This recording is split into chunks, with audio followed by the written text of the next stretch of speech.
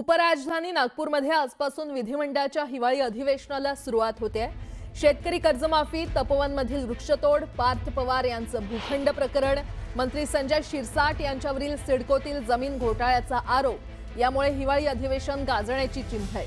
त्यातच डॉक्टर संपदा मुंडे आत्महत्या प्रकरण, नाशिक पुण्यातील ढासळती कायदा सुव्यवस्था, स्थानिक स्वराज्य संस्थांच्या निवडणुकांचा घोळ इत्यादी मुद्द्यांवर विरोधक आक्रमक होण्याची शक्यता आहे। विधानसभा आणि विधान परिषद या दोन्ही सभागृहांना सध्या विरोधी पक्षनेता नाही अशी अभूतपूर्व परिस्थिती अलीकडच्या काळात पहिल्यांदाच निर्माण झालेली आहे। तर शिवसेनेच्या वतीने विधानसभा विरोधी पक्षनेते पदासाठी भास्कर जाधव आणि काँग्रेसने विधान परिषदेसाठी सतेज उर्फ बंटी पाटील यांचं नाव निश्चित केलंय।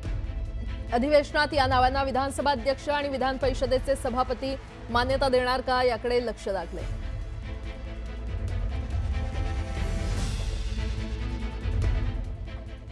आजपासून नागपुरात विधिमंडळाचं हिवाळी अधिवेशन सुरू होतंय आणि अधिवेशनाच्या आधीच विरोधी पक्षनेते पदाचा मुद्दा चांगलाच तापलाय। राज्यात सध्या विरोधी पक्षनेता नाही, विरोधी पक्षनेत्याशिवाय पहिल्यांदाच अधिवेशन होतंय आणि त्यामुळे विरोधक चांगलेच आक्रमक झालेत। सरकारकडे पाशवी बहुमत आहे, त्याच जोरावर वाटेल ते करायचं असं चालू आहे अशी टीका भास्कर जाधव यांनी केली आहे। तर विरोधकांनी मुख्यमंत्र्यांना या संदर्भात पत्रही लिहिलंय। विरोधकांच्या टीकेला मुख्यमंत्री आणि उपमुख्यमंत्र्यांनी उत्तर दिलंय।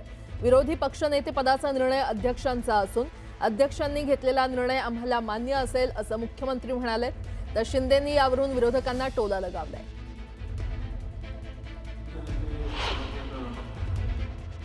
त्याकडे खूप मोठ्या प्रमाणामध्ये पाशवी बहुमत आहे। आम्ही त्यांना हेही सांगितलं, अरे तुमच्याकडे जर एवढं पाशवी बहुमत आहे आणि संख्येनं जर आम्ही कमी आहोत तर तुम्हाला आमची निवड करायला काहीच हरकत नाही विरोधी पक्ष नेत्यांची, कारण तुमच्याकडे संख्याबळ मोठ्या प्रमाणात आहे। परंतु सरकार घाबरू नये, सरकार भिवू नये।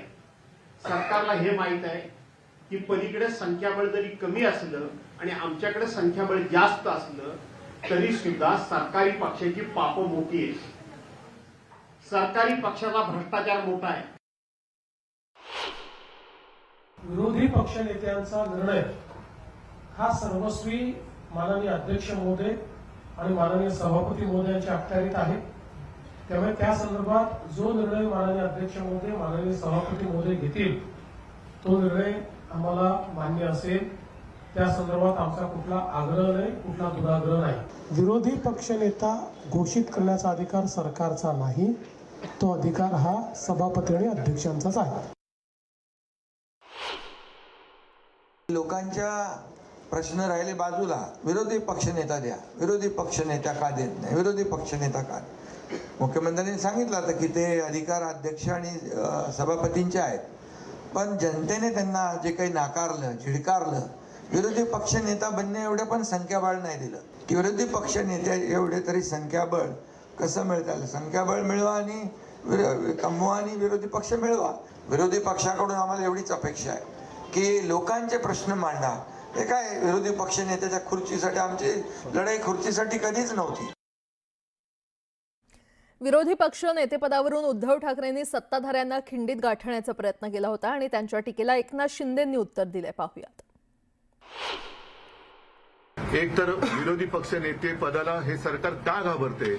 एवढे मजबूत सरकार आहे, ज्यांना दिल्लीचा सुद्धा पाठिंबा आहे, अनेक भ्रष्टाचारी ज्यांच्या सोबत घेतले त्यांच्यावरती त्यांनी पांघरुणं घातलेले आहेत। एवढं पांघरुण बिघरुण घातल्यानंतर सुद्धा विरोधी पक्ष नेत्याला हे सरकार का घाबरते? आणि जर तुम्ही आम्हाला कायदे दाखवणार असाल तर मग उपमुख्यमंत्री पद हे तत्काळ रद्द केलं पाहिजे, कारण असं संविधानामध्ये कुठेही तरतूद नाही। म्हणून जे काय त्यांच्याकडे खाती असतील त्या खात्याची मंत्री त्यांना बघा, त्यांच्याकडे कोणाच्या कुठल्या चाव्या द्यायच्या, तिजोरीच्या द्यायच्यात त्या बाथरूमच्या द्यायच्यात, त्या सगळ्या चाव्या त्यांच्याकडे द्या, पण त्यांना उपमुख्यमंत्री हे बिरुद आता लावता कामा नये।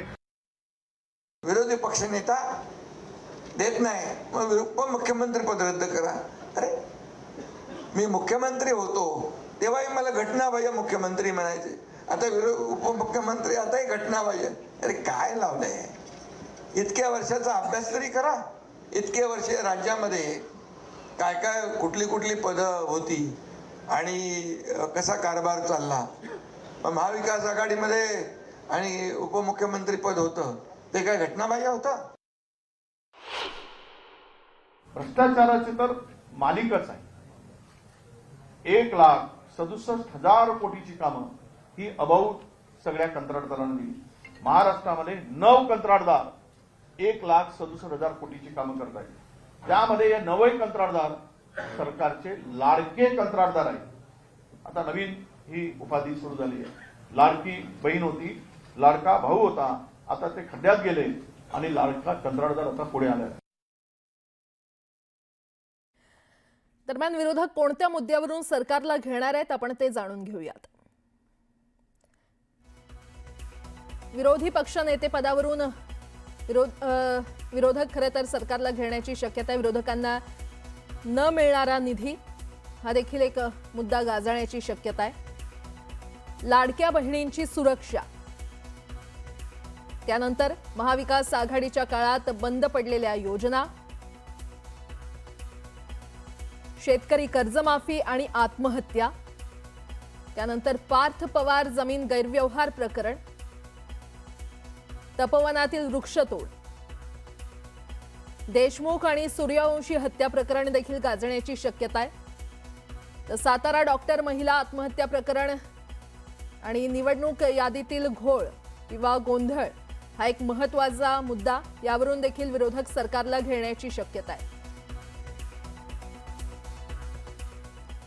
एकनाथ शिंदे आणि फडणवीस यांच्यामध्ये अबोला असल्याची चर्चा होती। अखेर या अबोल्याच्या चर्चांबाबत पत्रकारांनी शिंदे फडणवीस एकत्र असताना एकनाथ शिंदेंना प्रश्न विचारला, त्यावर त्यांनी आपली भूमिका मांडली। पाहूयात।